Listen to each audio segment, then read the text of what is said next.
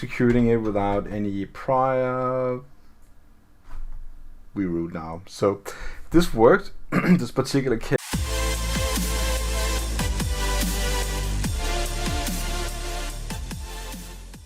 Hello and welcome to another video here on Offensive Security Proving Grounds. We're going to do the one called Cybersploit today. We have the IP address up. We're going to get root in this box. Let's copy paste the IP address. Just go to a window and see if we can ping the machine. Alright, so let's pull up the IP, ping it, and we got a response back from it. Now, usually when you're on a network, you can do something like net discover. You can also do with Nmap, so you scan for a particular part of the network. Do that, for example, by saying Nmap. The IP address means you copy paste that correctly. Instead of 92, you say 0, and then you do something like, let's say 24 to scan different kind of subnets, and then you're going to use Nmap to scan for whatever the IP address of the machine is. Now, we already got that IP address, so in this particular case, it's just going to be a wait out, and at some point we got to get a response. Now we got a response back now, and you can see we have two different servers. I'm pretty sure that since our machine is 92, that's going to be another machine on the same network that we didn't boot up. So the other machine we see, and this is just for you when you're going to do some net discovery, you can see that another machine with within the same subnet is having the IP address of 254 with different kind of things open. You know, we're not going to touch that because it is not our machine. Our machine is one called it's one called 92. So that is all what you see here. That's the IP address. Just want to tell you that this is normally the way you're gonna do the thing called net discovery or network discovery. You can use that tool called Nmap. You can also use something called net discovery utility. I never used it before, but I know it exists. So let's get this started. We have two ports open already, and we know that this particular IP address, if we just do Nmap just like that, we can also do a service enumeration, and we can do a full port scan, and we can do a standard script. We can do everything. If we do that, it's gonna take quite a while to finish. We can just start it, and now let's explore port 80. So that's gonna be the very first thing we do. After doing the internal network reconnaissance or discovery phase, we're gonna do reconnaissance on the website. So let's go to the website. Okay, so we have a website. It's welcome to Cybersploit CTF. This is black. It says home, pen tester, web developer. Just hovering the links you can see down below on the screen. You just look down. It's down in the left corner. You can see that it says the IP address is / and the hashtag. That basically means that the links are disabled, but they can be used. You know, web developers typically do that in order to give the links some sort of I'm gonna tell you, I'm not to make them react to the CSS and stuff like that. All right, so this is of course a tease. We can just do a Control L to see if Control A to see everything on the page. We see nothing. We can press F12. Go to storage, you know, and zoom in, refresh the page, look in cache, we see nothing there, and just check the usual suspects. Is there anything? Go to the console, check that. We have no fav icons, so this is just one typical. We can also go to robust. Before we do that, let's just check the source code.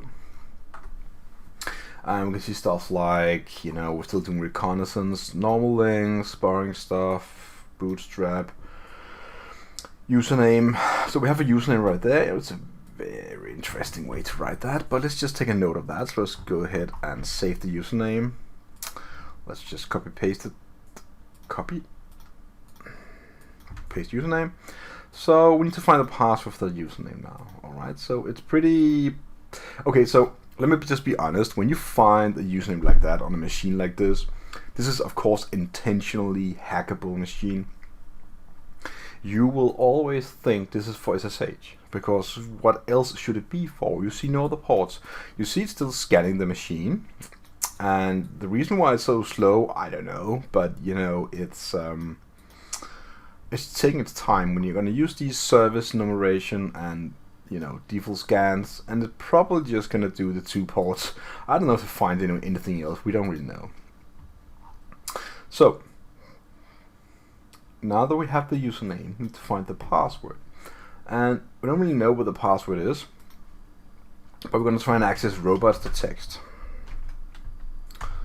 like that. And we get this funky string. This is base 64, it looks like it. So let's go to Cyberchef. Cyberchef, by the way, a wonderful tool.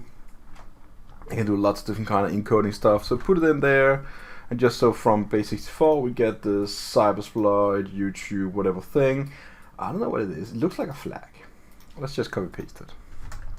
Now we don't really know if it's a flag or not to these rooms. So let's go ahead and, where was it? There we go.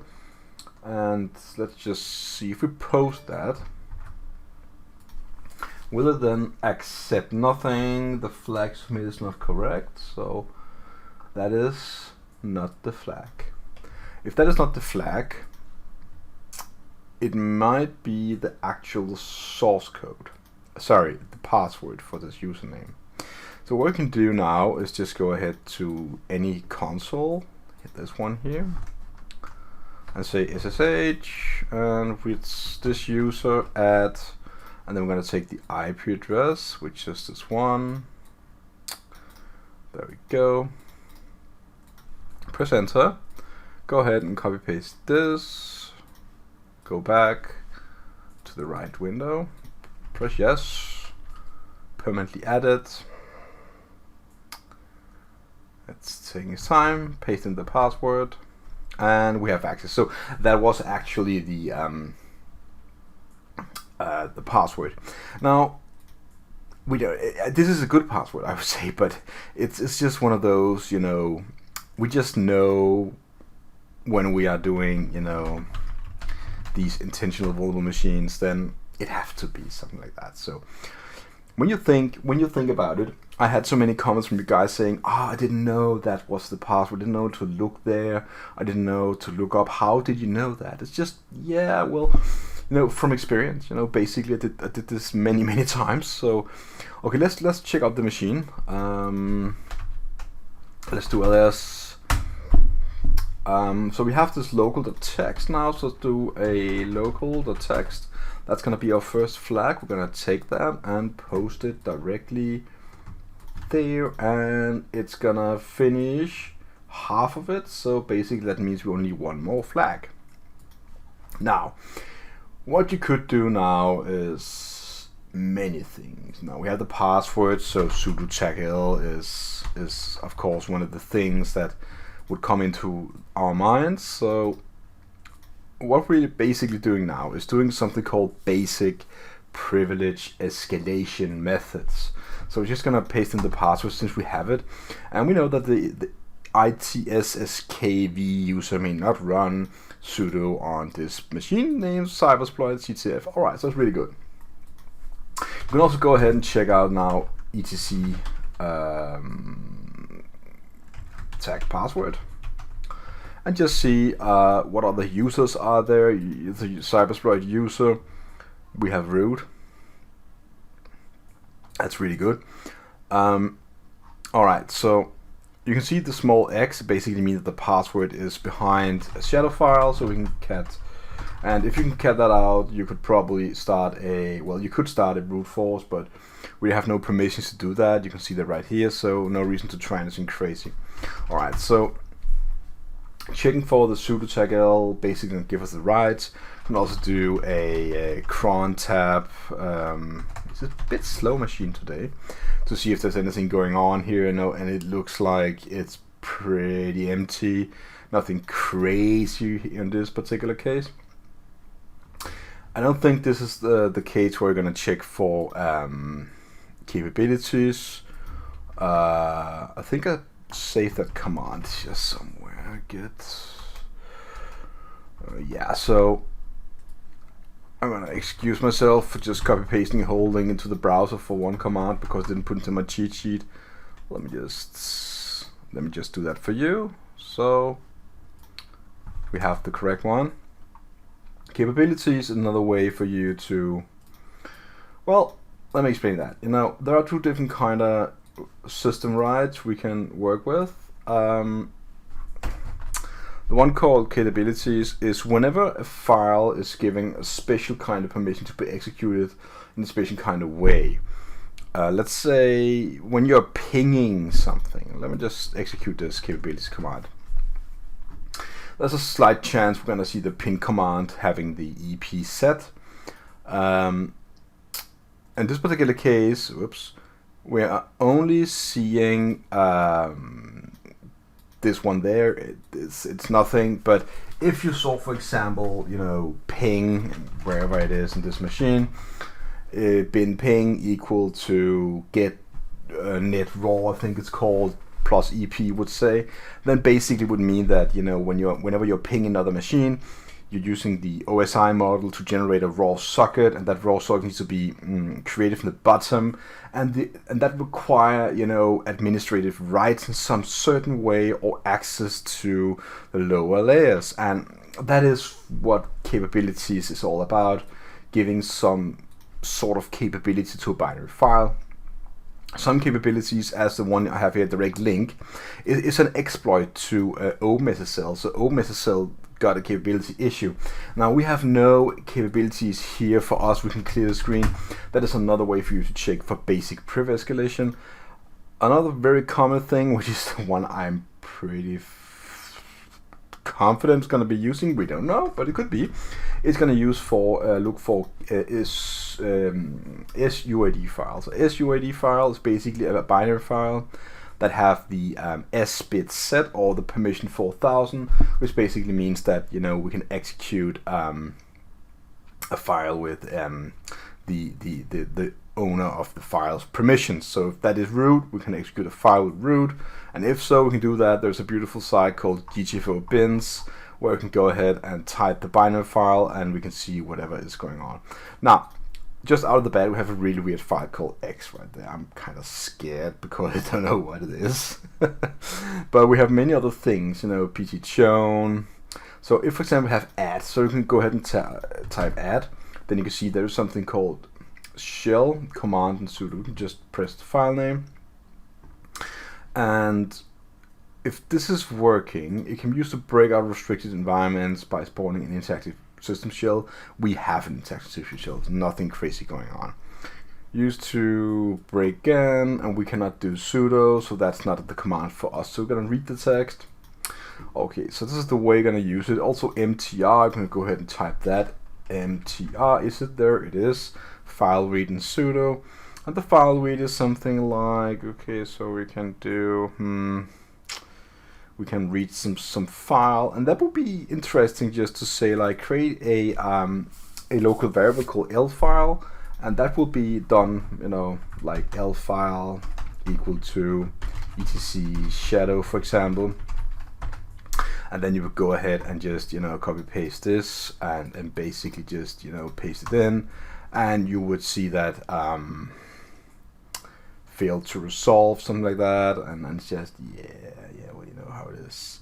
So if this is not working, you could try user bin mtr, and if still not working, you know, there's a slight chance it's not gonna work for you because you don't have because you're an underprivileged user in some way. So it does also tell that the one down here is for the sudo one would probably work better, and yeah, so this is not working. Anyways, this is the way you're gonna use it. So we're gonna check out whatever we have right here. We do have something called X. We don't know what that is, so what I really think we should do is just copy paste the path, go ahead and save file to check out what this is. So it's looks like some binary file. I'm not really sure to execute this, so let's just do ls tag al to see what it's all about. And the machine's a bit laggy, I apologize for that. Okay, so it's something root, we can execute it, not really sure, so let's go ahead and do strings on it. You can do that, you know, beautiful strings. It's a bit laggy. Is it reacting to me? Alright, so we have a laggy machine. Let me just see if we can do something about that. Alright, so we're back again. I lost the connection to the VPN server, so I just had to reboot the machine, got the same IP address back. So really we just back here at we're having this X file, so let's just locate X one more time.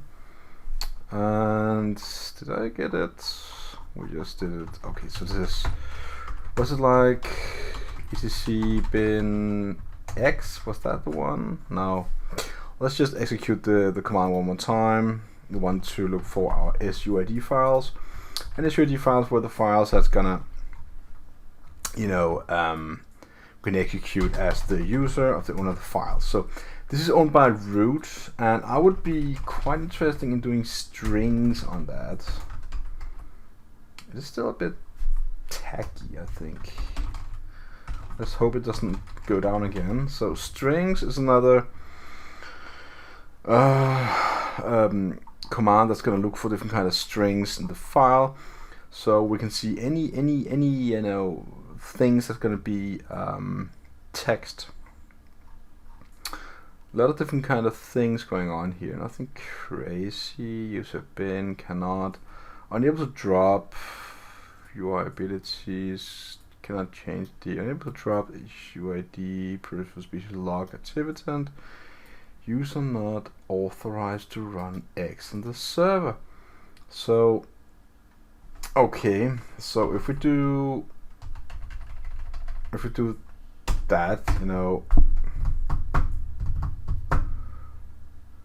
we are not okay. So I don't know if this is the thing. We got more stuff to check for, by the way, to do privilege escalation. If you're kind of stuck like that, you're probably gonna try and look for different kind of things. There's a way for you to do like you can start and check out up on the operating system itself. What is it? Kind of Linux, Ubuntu. You can also go ahead and check the issue, and it's an old version of Ubuntu, version 12.4. Is that vulnerable? Because when you see stuff like that, you know, you're like, okay, this sounds like vulnerable to me. So let's go ahead and do like exploit local and then do Ubuntu, and just out of the bat, you're gonna find something on exploit DB would seem. Talking about this version, it's local priv escalation, and it's a C. Looks good. If you find these kind of things, like it's a C script, it usually is a good sign. Let's just copy paste all of this and say, so we're gonna uname GCC. Can we run GCC on this? Oh, we can. Okay, so let's go to temp. And the reason for temp, also shim, is because you usually have better privileges in that folder, so you can touch a file and call it, I don't know, exploit any particular .c, then nano. Hopefully, if this is not gonna be slowing me. Oh my. Let me just copy paste all this one more time.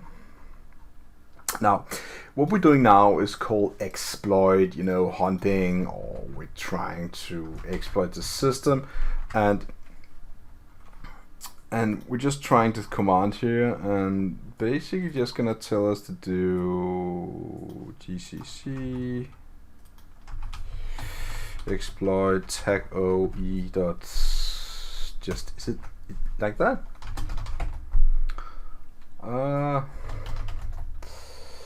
And let's change mod to execute on E. I'll just do that. And executing it without any prior, we root now. So this worked in this particular case, and sometimes when you do these kind of hacking things, and I know I didn't express like yay or something, but this is just the way it is. It's intentionally vulnerable. I kind of expected it would be this, because having this old version of Ubuntu on an intentional hacking machine, just put 2 and 2 together and say, okay, so they did that. Of course they did that. It's just the way they do it. So it's going to teach you, what you could have done is checking out all of this. What is it actually doing?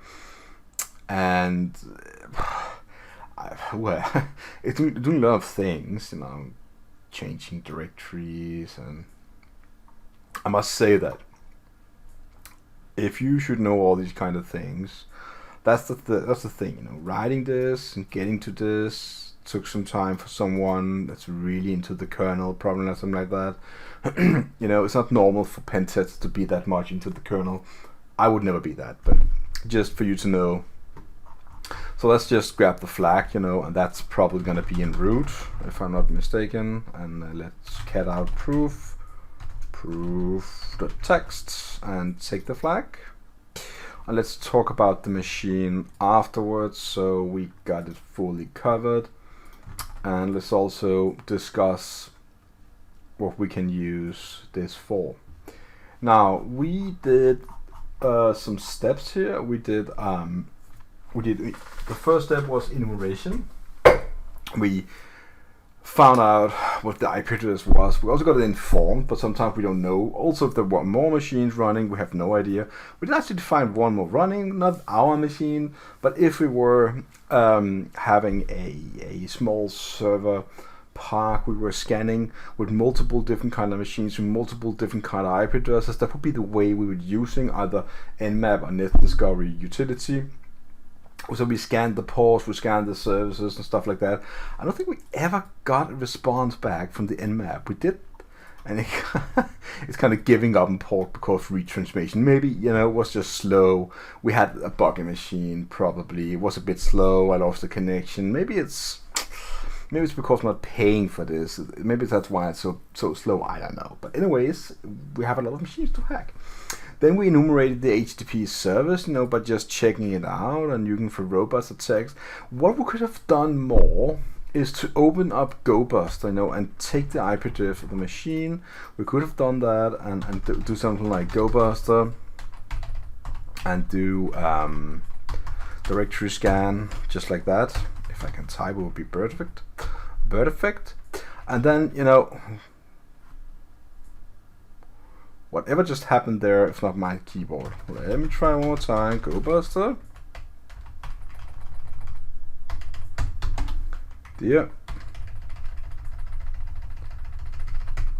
And then paste in the IP address. And whoa. Something is fishy on my machine today. I don't know exactly what it is. Then run it just like that. And we deleted the... Whoa, where is it going? Interesting. That would be what now? Is it TechU or something? I keep forgetting these kind of things. Yes. So then it would scan the actual, the web root for different kind of directories, and it does say that it found something called /index. We could have done that and went to the index folder and would be the same as this, probably, and doing more reconnaissance, but we got lots of different things to look at. We also got robots as a we could look at that, that would also give us a hit. Now, I don't know why they did that, but you never know why they do stuff. That is why you just have to use a hacker also. Very interesting. Maybe they did this to create some loopholes, to some rabbit holes. And the rabbit hole is basically for you to go down a path that looks like interesting for you. So that is the things we could have done, but I didn't do that because we got some other clues, and You know, sometimes when you did these kind of things many times, you just know what it is. Then we got our first password and username. We did SSH, and you know, we kind of done. We did it. However, we also need to get root, and I almost went down this X. I don't really know what it is. I'm still curious about it, but you know, I'm not gonna. We could probably. Where was it again? Like user. Oh, we don't have a bash. So, what's it like? User bin. Is it X? What is this? Please make the slash for me. And now it's beginning to get weird again. Server already. So server is no longer running. Remove. Okay, so I'm not really not sure what that is. Maybe it's not something we should look for. Maybe it's something. So sometimes, you know, these intentional vulnerable machines got some weird things going on. Sometimes it's for the guys behind the room to, you know, check your progress or something. I don't know, but we got it, and that's it for now. And this, by the way, is a part of the OSCP preparation rooms. All these are considered as warm-ups. I'm gonna shut it down now, and I'm running on a free profile, so I have 2 hours and 29 minutes left. So what I'm gonna do now is just sign out. I'm gonna go to downloads and shut down my VPN, and then we're good to go. And hope to see you again in the next video. Leave any comments, questions below. Like the video if you like this, and just want to say see you again and have a really nice day.